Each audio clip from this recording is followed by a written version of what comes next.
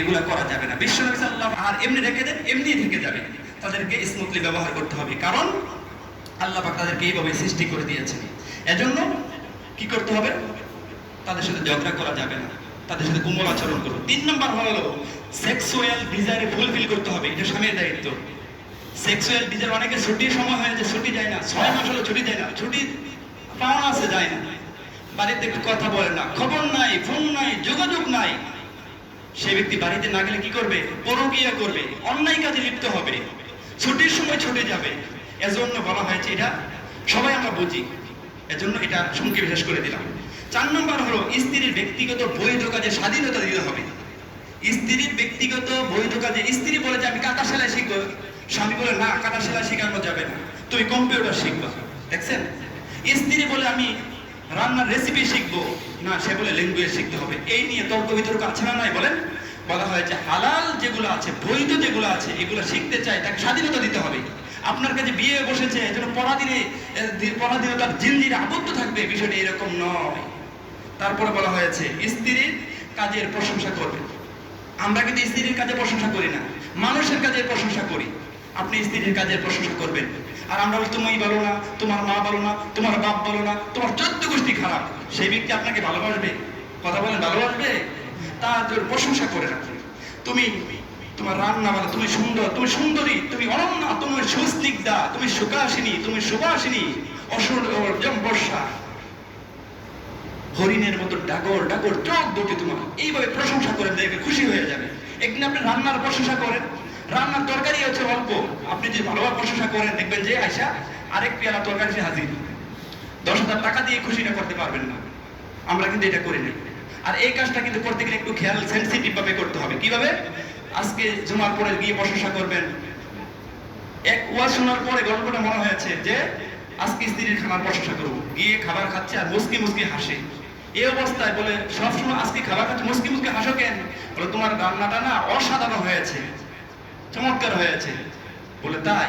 পাশের ঘরের ভাবি একটু খাবার দিয়ে গেছে, এটা প্রশংসা করলা, আর 10 বছর সংসার করলাম, একদিনে প্রশংসা করলা না, আজকে রান্নায় বন্ধ করে দেবো। চিন্তা ভাবনাকে প্রশংসা করে, রান্নাটা কে করেছে আগে শিওর হবে, তার প্রশংসা করেন, দেখবেন আপনার দাম্পত্য জীবনটা অনেক মধুময় হয়ে যাবে। করতে রাজি আছেন? আপনার বুঝার তৌফিক দান করুন, আমরা বলি আমিন। গৃহের কাজে সহযোগিতা করবেন, গৃহের কাজে আমরা সহযোগিতা করেন। মাছ রান্না কাটছেন, একটু সহযোগিতা করেন। অনেকে ছোট বাবু আছে, বাবাটাকে রাখেন না, এগুলো করতে আমরা লজ্জা ফিল করি। আমি সরকারি চাকরি করি না। স্ত্রী কি আপনার হিসেবে, গোলাম হিসেবে এসেছে নাকি? স্ত্রীর সাথে বলা হয় যে হুন্না লিবাসুল্লাহ মামতুল লিবাসুল্লাহ হুন্না ওয়ালা হুন্না মিসলুল্লাযী আলাইহিন্না বিল মা'রুফ।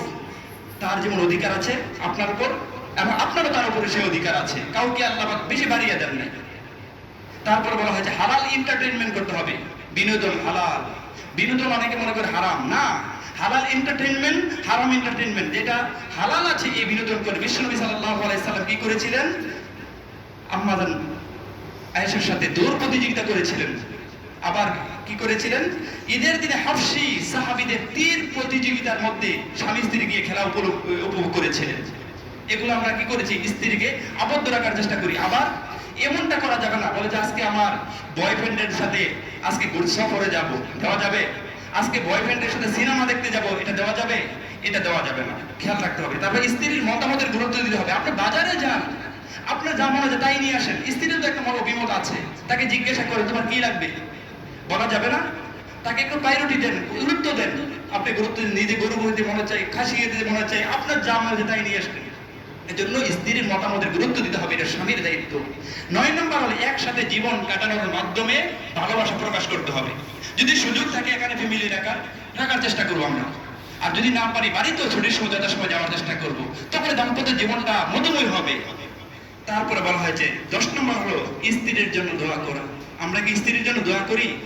25 নম্বর সূরা সূরাতুল ফুরকানের 74 নম্বর আয়াতের মধ্যে আল্লাহ পাক বলেন, রব্বানা হাব লানা মিন আজওয়াজিনা ওয়া যুররিয়াতিনা কুররাতা আইনি ওয়াজআলনা লিল মুত্তাকিনা ইমামা।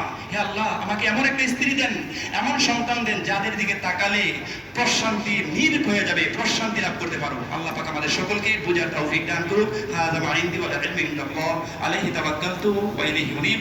আমরা যারা সুন্নাত পড়ি না, যারা কাবলাদের সুন্নাত পড়ে নিচ্ছি।